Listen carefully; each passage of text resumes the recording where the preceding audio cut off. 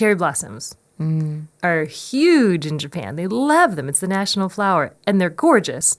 But I didn't understand, like, why the cherry blossom? Why is this such a big deal? And so I had gone for 10 years before I finally caught cherry blossom season.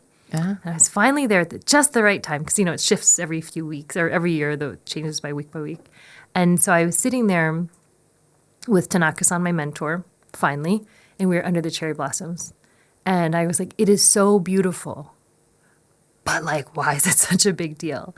And he said, because we think it represents a perfect life. A cherry blossom life is a perfect life. And I was like, what does that mean? And he said, when a cherry blossom is a bud, it's like a young person. It's so full of potential.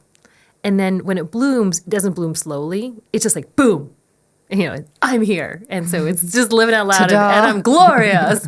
But you also know that it's a very short bloom. And so you know it's precious and you want to drink it in with your eyes and everything because it doesn't last very long. So you appreciate it. And then when it's time for it to end, it doesn't cling onto the branch and die all shriveled up and regretful. It lets go. It sets itself free and it floats through the air.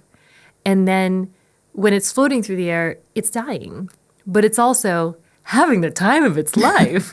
And then when it's on the ground, it's beautiful and it's looking up at the sky and it's sort of like, that was the perfect life. And so I think it's this idea of being in full bloom and then also just knowing this is it. It's not a practice run. So just enjoy it. Just enjoy the ride.